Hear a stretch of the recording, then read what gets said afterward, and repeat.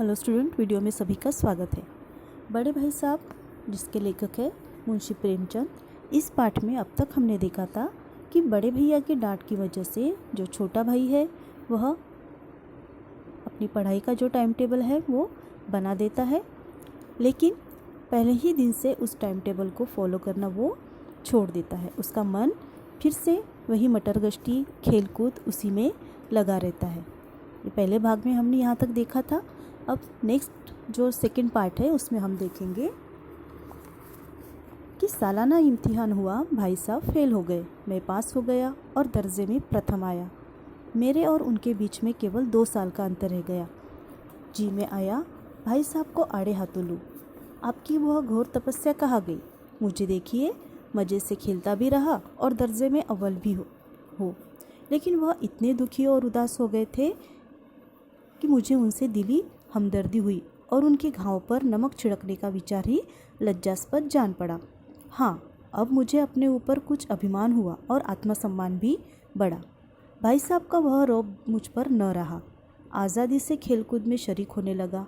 दिल मजबूत था। अगर उन्होंने फिर मेरी फजीयत की तो साफ कह दूंगा, आपने अपना खून जलाकर कौन सा तीर मार लिया। मैं तो खेलते कूदते दर्जे में अव्वल आ गया। ज़बान से यह खेकड़े जताने का साहस न होने पर भी मेरे रंग ढंग से साफ जाहिर होता कि भाई साहब का वह आतंक मुझ पर नहीं था। भाई साहब ने इसे भांप लिया। उनकी सहज बुद्धि बड़ी तीव्र थी और एक दिन जब मैं भोर का सारा समय गुल्ली डंडे की भेंट करके ठीक भोजन के समय लौटा तो भाई साहब ने मानो तलवार खींच ली और मुझ पर टूट पड़े। देखता हूँ, इस साल पास हो गए और दर्जे में अव्वल आ गए तो तुम्हें दिमाग हो गया है, मगर भाईजान घमंड तो बड़े बड़े का नहीं रहा। तुम्हारी क्या हस्ती है। इतिहास में रावण का हाल तो पढ़ा ही होगा। उसके चरित्र से तुमने कौन सा उपदेश लिया, या यूं ही पढ़ गए? महज इम्तिहान पास कर लेना कोई चीज़ नहीं, असल चीज़ है बुद्धि का विकास। अब यहाँ पे देखिए, जो बड़े भैया है वो छोटे भाई के अभिमान को और गुरूर को या घमंड को देख रहे हैं, क्योंकि फिर से एग्ज़ाम हुआ या परीक्षा हुई।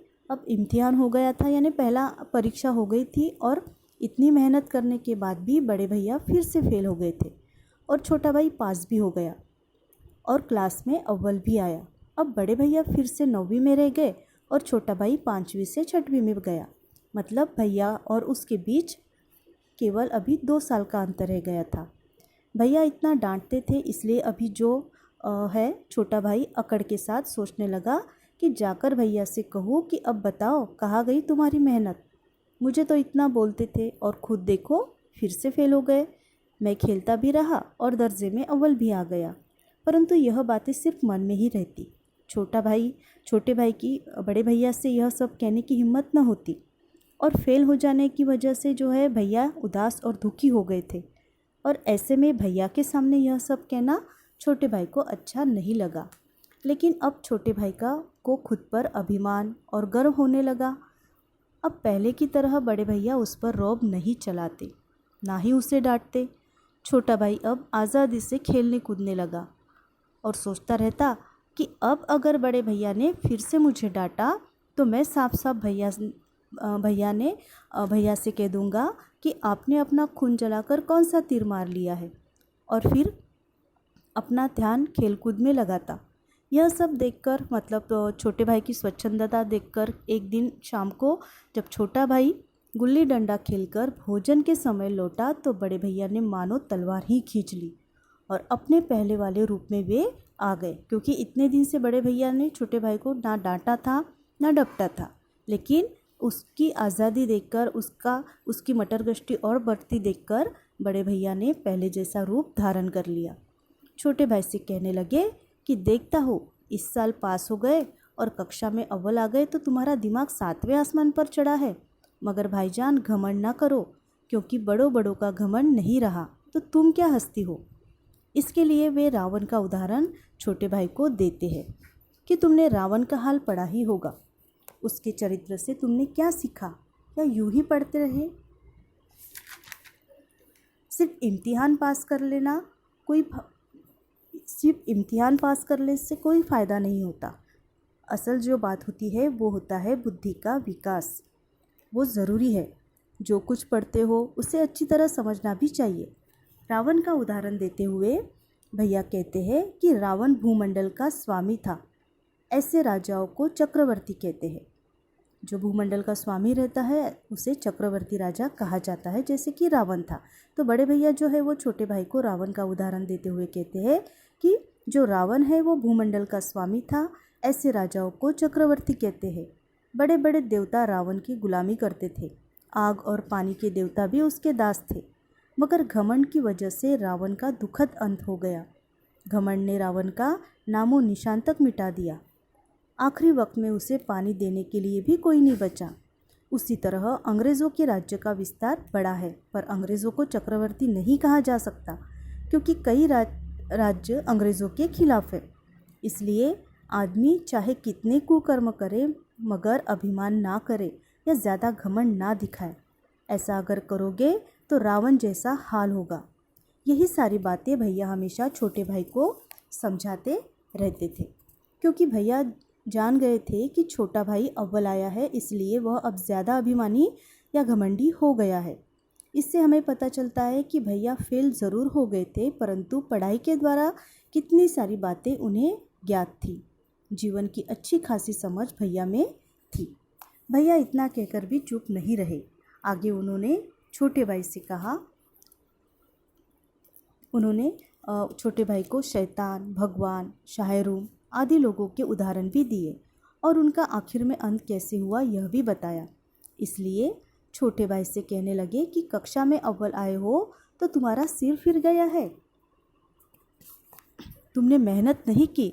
यह समझो कि अंधे के हाथ बटेर लग गई। अंधे के हाथ बटेर लगना ये एक मुहावरा है। इसका अर्थ होता है अंदाजे से तीर निशाने पर लगना। तो भैया छोटे भाई से कहते हैं कि यह तीर हमेशा निशाने पर लग जाए ऐसा नहीं हो सकता। इससे तुम सफल खिलाड़ी नहीं बन जाओगे। सफल खिलाड़ी वह होता है जिसका तीर हमेशा निशाने पर लग जाए। मतलब भैया यही छोटे भाई से कहना चाहते थे कि एक बार अव्वल आए हो, अगर हमेशा ऐसे ही अव्वल आओगे तभी सफल खिलाड़ी कहलाओगे। अब इतनी सारी बातें कहने के बाद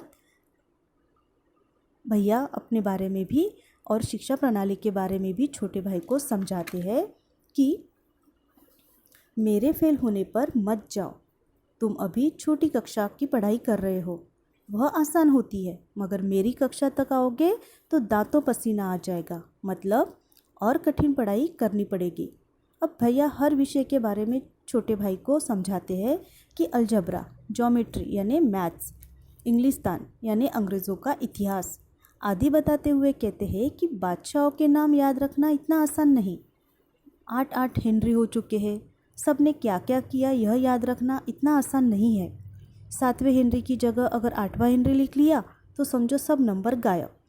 दर्जनों तो जेम्स हुए हैं, दर्जनों विलियम्स, चार्ल्स। दिमाग तो यह नाम सुनकर चक्कर ही खाने लगता है। इन अंग्रेज़ों को तो नाम ही नहीं मिले। एक ही नाम के आगे प्रथम, द्वितीय, तृतीय, चतुर्थ, पंचम यह सब लगाते चले गए। अगर मुझे पूछा होता तो मैं 10 लाख नाम बता देता। अब भैया ज्योमेट्री की बात बताते हुए कहते हैं कि अबज की जगह अजब लिख दिया तो सारे नंबर कट गए समझो। आखिर इन गुरुजनों को कौन बताए कि अबज और अजब में क्या फ़र्क है। दाल भात रोटी खाई या भात दाल रोटी खाई, खाना तो एक ही है और पेट में ही जाएगा। मगर परीक्षकों को इसकी परवाह नहीं। उनको तो बस पुस्तकों में जो लिखा है उसे ही रटना है। इसी का नाम शिक्षा रख छोड़ा है। आखिर क्या फ़ायदा ऐसी शिक्षा का। अब आगे भैया कहते हैं कि समय की पाबंदी पर निबंध लिखने के लिए कहा जाता है। जो निबंध 4 पन्नों से कम ना हो। सब जानते हैं कि समय कितना मूल्यवान होता है। इससे आदमी के जीवन में संयम आता है। समय की वजह से आदमी के कारोबार में उन्नति होती है। अब इतनी सी बात बताने के लिए 4 पन्ने क्यों लिखना पड़ता है। यह तो समय की बर्बादी ही होगी। जो बात बतानी है झटपट लिखकर अपनी राह निकल जाए, लेकिन नहीं, चाहिए तो 4 पन्ने ही। यह छात्रों पर अत्याचार नहीं तो और क्या है।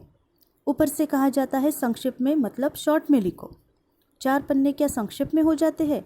मतलब तेज़ भी दौड़िए और धीरे धीरे भी, है ना उल्टी बात।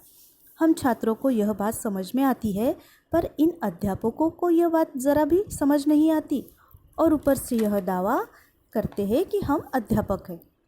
तो मेरे दर्जे में आओगे लाला तो ये सारे पापड़ बेलने पड़ेंगे, तब जाकर आटे दाल का भाव पता चलेगा।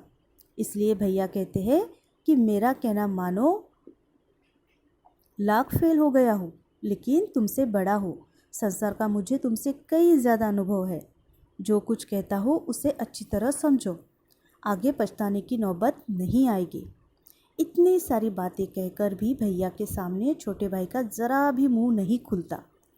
अब छोटा भाई यहाँ पे ये कह रहा है कि इतनी देर से भैया मुझे तरह तरह की बातें सुना रहे थे।